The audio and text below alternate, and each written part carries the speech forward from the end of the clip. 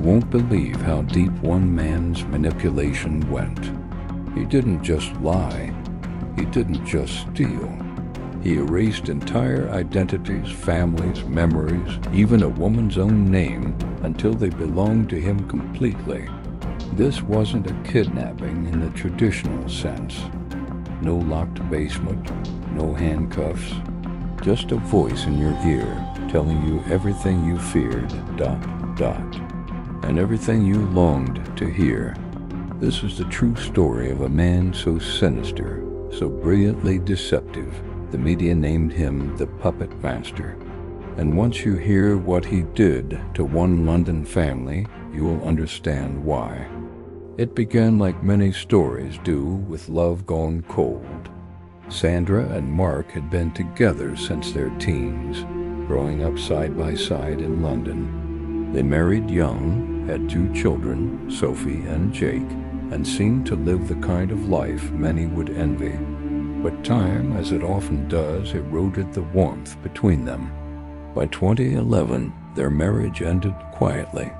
No custody battles, no bitterness. Just 2 people trying to co-parent with grace. Sandra, now on her own, turned to online dating. And that's where she met him. His name was David Hendy, or at least that's what he said.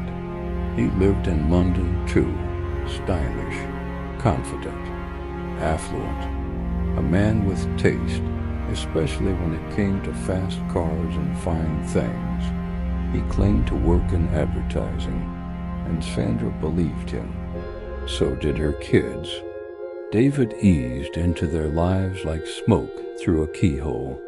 First the dinners, then the gifts. Soon Sandra was behind the wheel of a sleek new Audi, courtesy of David. Then came the family vacation to Spain. It was their first trip abroad. Beaches, sightseeing, laughter. But the children noticed something odd. David never let anyone see his passport. Ever. At airport checkpoints, he'd shield it like state secrets were tucked inside. At first, it was just curious. Later, it would be the first crack in the mask. Back home, David became a fixture.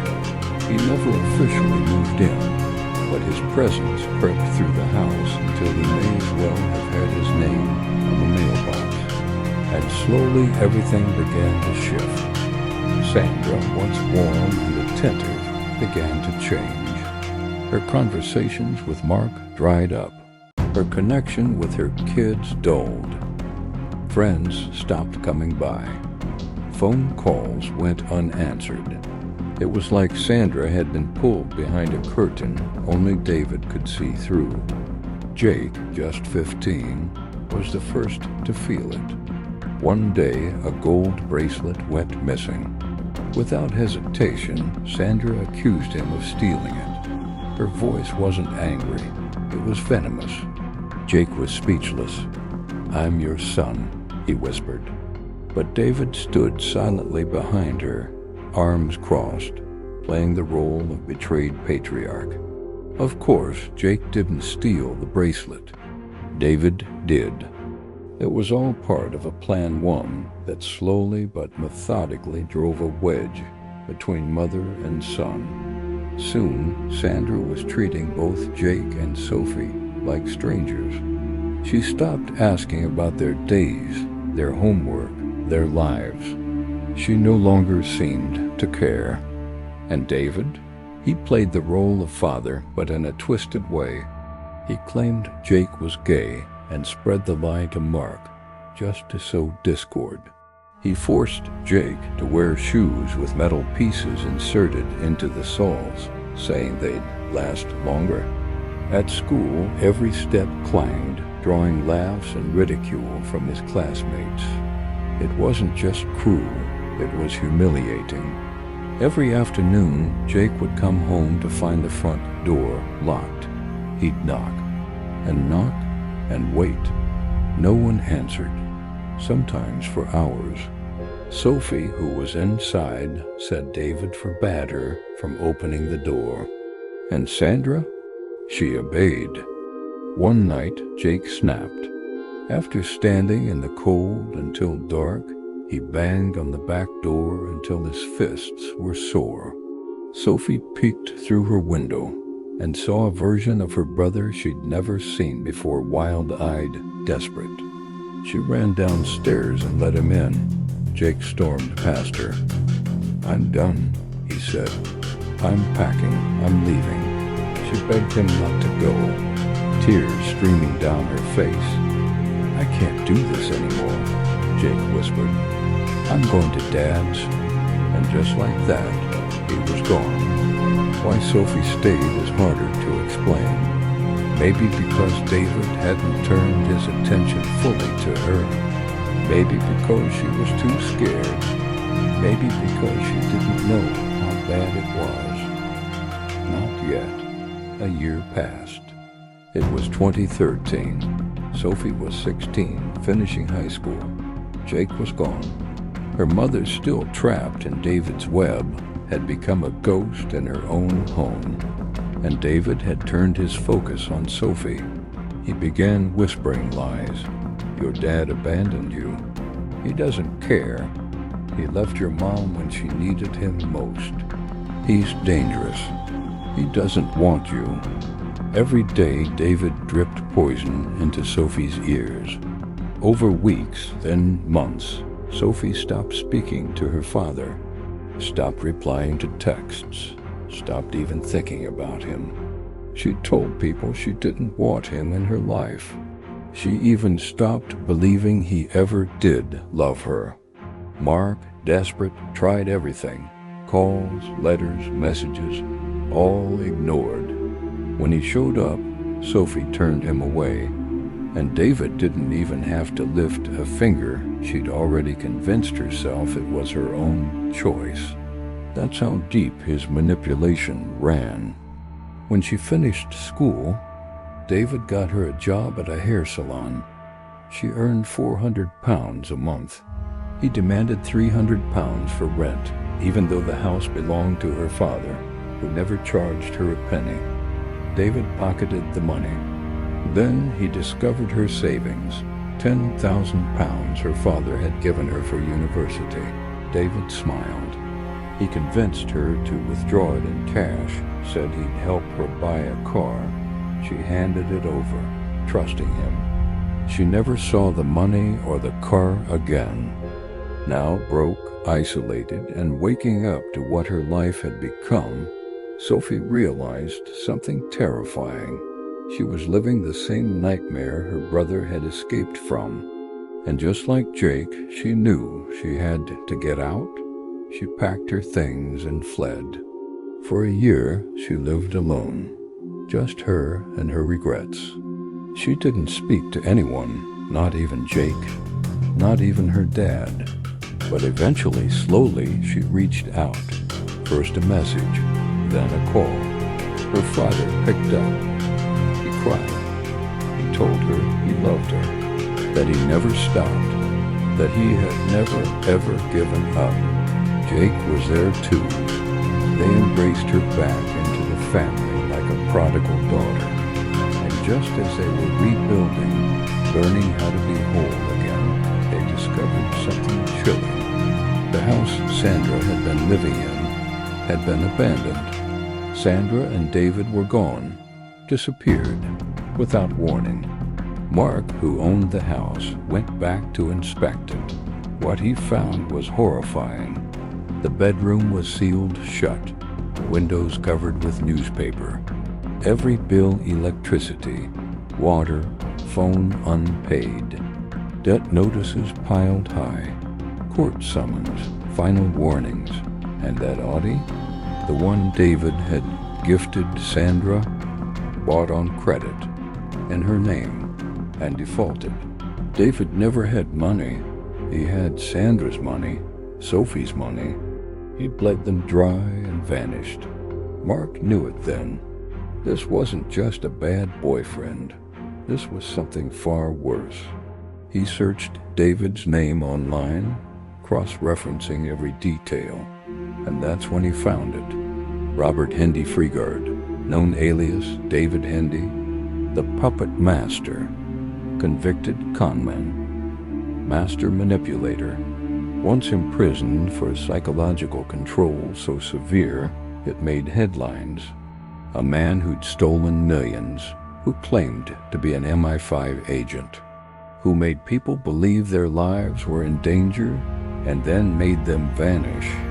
Mark stared at Robert's picture in disbelief. It was him.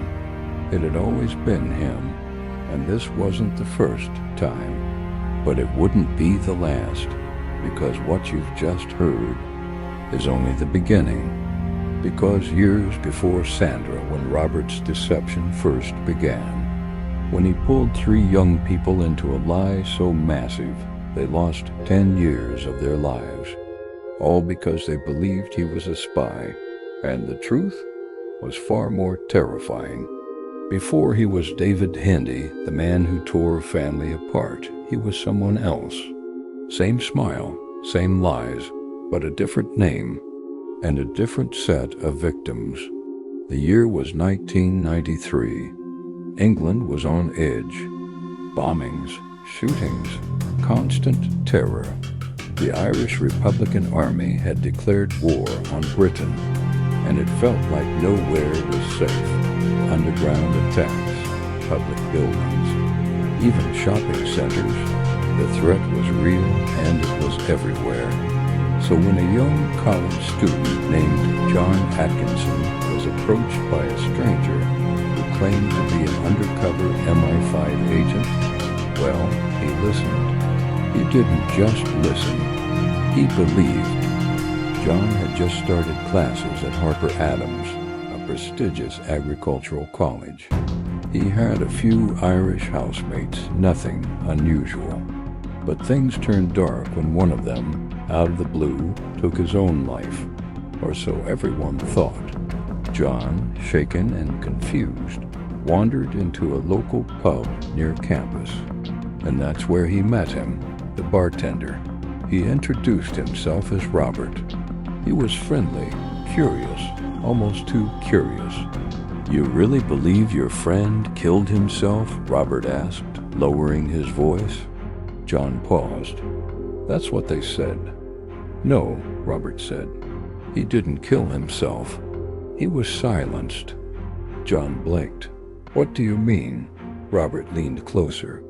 "I shouldn't even be telling you this, but I'm MI5. Your friend got too close to something. That suicide?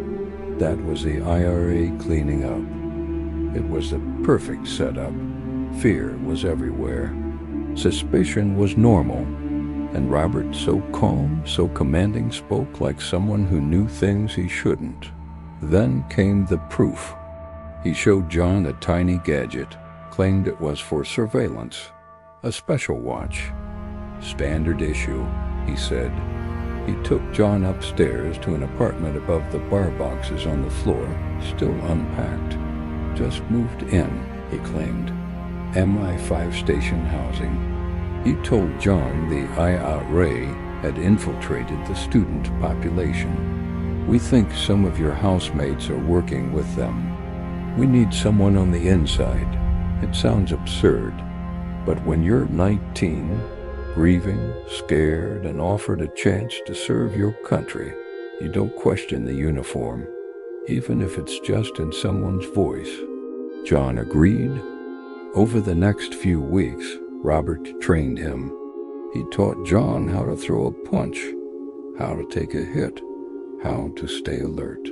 He even made him dye his hair. Red said it was part of going undercover. The control wasn't fast, it was gradual, but it was complete.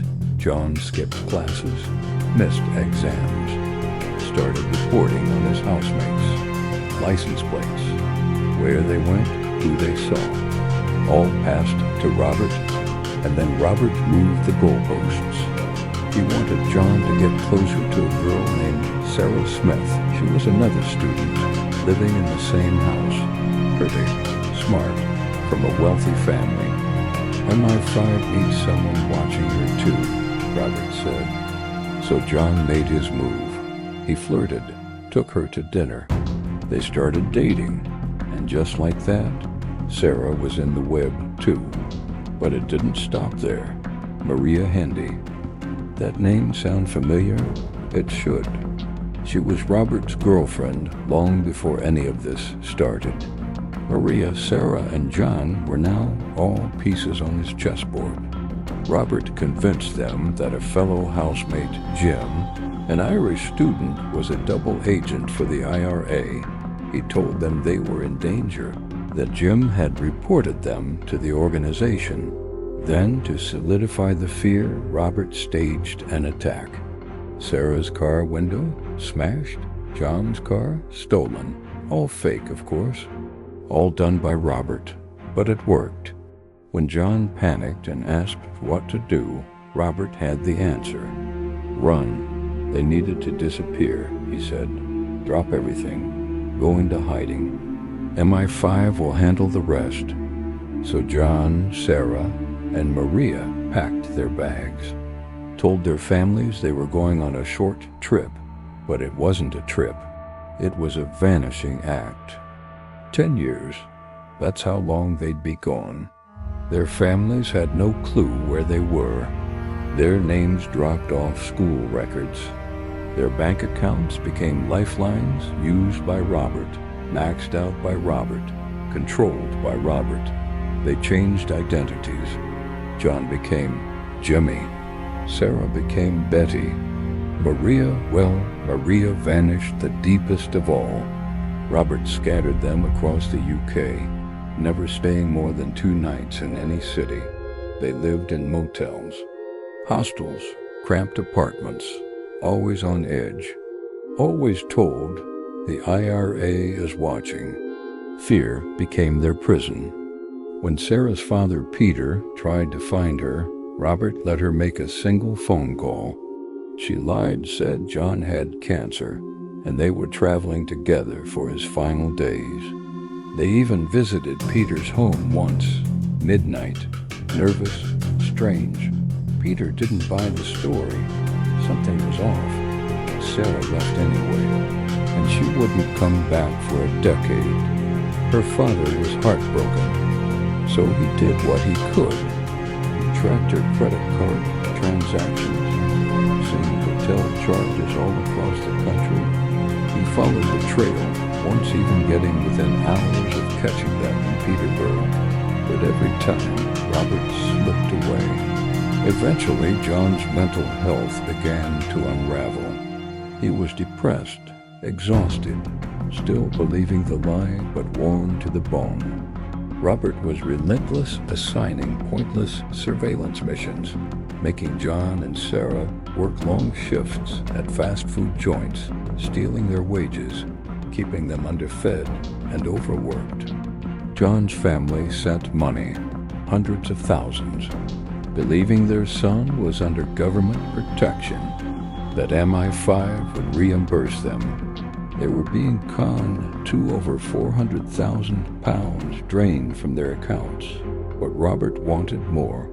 Sarah had an inheritance, £200,000, but it was locked, requiring her father's approval.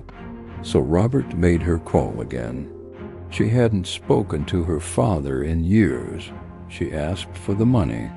Her father begged her to come home, told her the IRA was no longer active, that there was nothing to fear. But Robert was standing right there, and he hung up the phone. He changed tactics. Instead of no contact, he pushed for constant harassment. Sarah called day and night, over and over, asking for her money. Her mother broke down, fell into depression, couldn't sleep. Eventually, just to make the calls stop, her father gave in. He transferred the full inheritance. But before he did, he told her something that would haunt him for years. I never want to hear your voice again. He didn't mean it, but he was broken. By 1998, Robert had married Maria and had 2 daughters with her, but she wasn't safe either. He kept her isolated, used her inheritance, moved her constantly. John eventually escaped. 5 years in, he told Robert he couldn't take it anymore, that he'd rather die than stay. Robert, seeing John's family was bankrupt and no longer useful, let him go. John returned home, traumatized, empty, still believing at first that the IRA was out there. Months passed. Nothing happened. No threats. No surveillance. Reality hit. It had all been a lie.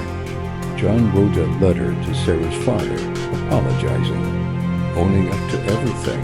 He was ashamed. And that letter, heartfelt, remorseful, was what finally made the police listen. Sarah's father had tried for years to get someone to investigate. And finally, in 2002, he found a detective named Bob Brandon. Brandon was already investigating a complaint from another woman, a former fiancée of Robert, who had lost 30,000 pounds to him. As the stories connected, the true scope of Robert's crimes began to emerge. Robert wasn't just conning one woman. He was running a psychological empire of manipulation.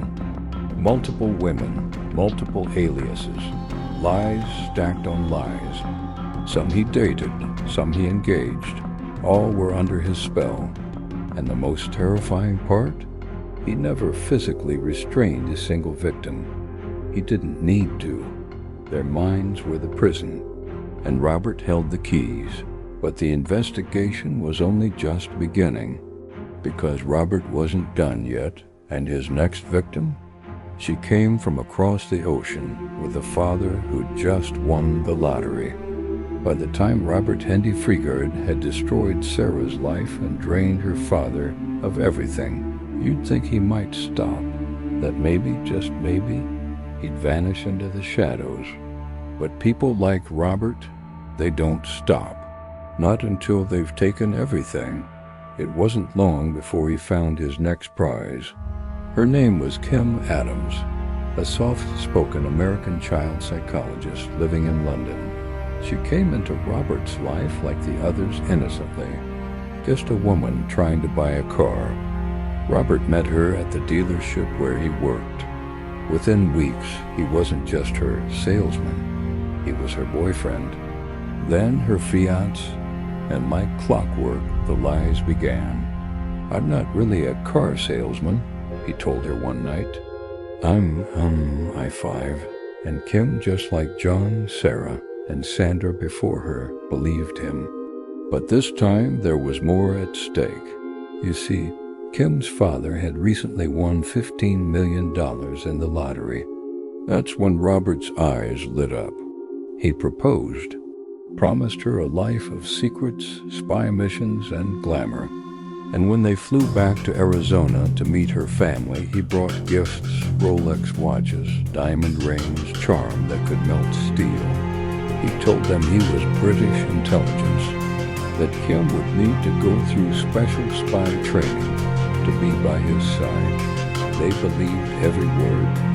And when they returned to Europe, the trap closed. Kim quit her job, vanished from her apartment, told her friends she was terminally ill, just like John had been told to say a decade earlier. Robert was repeating his old script, line by line. But this time, someone was watching. Detective Bob Brandon, who had already connected the dots between John, Sarah, Maria, and other victims, caught wind of Kim's disappearance. He reached out to the FBI, and together they started following the money. Kim's parents began receiving strange calls. Kim failed the test again. Robert would say, "She's not ready, but we could try again for a fee." Over and over, Kim, her voice robotic, called home asking for money, for car repairs, training fees, exams, food. Always scripted, always desperate. The FBI was listening. They wired the calls, traced the transfers. But Robert was slippery. He moved across cities, France, Germany, Austria, never staying in one place more than 2 nights, just like before. Always just out of reach. So the FBI set a trap. Kim's parents offered to deliver $50,000 in person for her final test. They arranged to meet Robert and Kim at Heathrow Airport. The agents flooded the airport hidden in plain sight. When Robert arrived, he was alone. "Kim's in the car park," he said. "Come with me." Kim's mother, shaking with fear, excused herself and went to the restroom, where she called Detective Bob. "He says Kim's outside, in the car," she whispered. "Stay calm," Bob told her. "Go with him. We're watching everything." As they approached the parking lot, officers closed in. A woman sat in the car, pale, blank, eyes wide. It was Kim. Suddenly the agents pounced. Robert tried to flee, but there were too many, too fast, too prepared. The puppet master had finally been caught, but even then handcuffed, surrounded, Robert said nothing. No apologies, no answers, just no comment. Inside his suitcase, police found what looked like a ghost's scrapbook passports, IDs, credit cards, photos, all belonging to women. More victims, more lives shattered. One name jumped out, Elizabeth Bartholomew. Elizabeth's story was hell. In 1996, newly married, she was seduced by Robert, who promised love, then blackmailed her with private photos. He took her money, her name, her identity. One day, he left her in a London park, with nothing but a Mars bar. She lived off that single candy bar for a week. That's the kind of monster Robert was. Detectives pieced it all together. 8, maybe 10 confirmed victims, maybe more. He'd married Maria, had children, lied to every soul he touched. Some, like John and Sarah, lost 10 years. Others lost everything. But there was still one haunting mystery left unsolved. Where was Sarah? Even after his arrest, Robert refused to tell them. But in his pocket, they found a scrap of paper, a name, a number. Ron. It led them to Renata Baxter, another victim. She'd met Robert in 2000. He'd stolen 20,000 pounds from her, then disappeared. But months later, he reappeared with a strange request. "A woman needs help. She's harmless. She cleaned the house. Just give her a place to stay," Renata agreed. And now that woman was living with her. Detective Bob arrived at Renata's home, knocked on the door. When the woman stepped out, he froze. It was her. "Hello, Sarah." She trembled, eyes wide, lips parted. She hadn't heard her real name in years. Robert had stripped her of everything, even her identity. He told her to call herself Carrie, told her her family was dead, told her MI5 was still watching. Detective Bob took her to the station. Slowly, gently, he told her the truth. Robert was a fraud. The IRA had never been after her. Her father was alive. Her brother missed her. And her real name was Sarah Smith. She collapsed in tears. The spell was broken. Sarah was finally going home. When her father walked into the station, he didn't say a word. He just held her like the world had stopped. She wept in his arms, 10 years of silence. Gone in a single embrace. The trial took years to prepare. But when it began in 2005, the courtroom was electric. Victims flew in from across the globe. They told their stories, one by one, pain dripping from every word. Robert sat still, cold, silent. He blamed them. Said John lied. Said Sarah was unstable. Said Maria was reckless. Said Kim cheated. Every lie he could imagine, he tried. But the jury didn't buy it. Robert Hendy Freegard was sentenced to life in prison. The room erupted. Justice at last. But justice doesn't last forever. In 2007, on appeal, the court threw out the kidnapping charges. Why? Because technically, he never locked them up. He didn't force them to stay. He convinced them. He used no rope, no chains, just fear, manipulation, and love. And so, with time served on the lesser charges, fraud, theft, Robert walked free in 2009. Yes, he got out. And that brings us back to where this story began. Sandra, her children, the Audi, the lies, the bracelet, the shattered family. Robert, now calling himself David Hindy, did it all over again. He seduced Sandra, destroyed her relationship with her kids, took her money, took her daughter's money, then vanished. By the time Mark discovered his real name, Robert was gone. But this time, he slipped up. In 2022, while living in France, Robert got sloppy. He was breeding beagles, now selling them in dog shows. A new con. Same game, a breeder caught on. Posted a warning on Reddit. Beware of Robert Hendy Freegard. He's here. Again. French police showed up.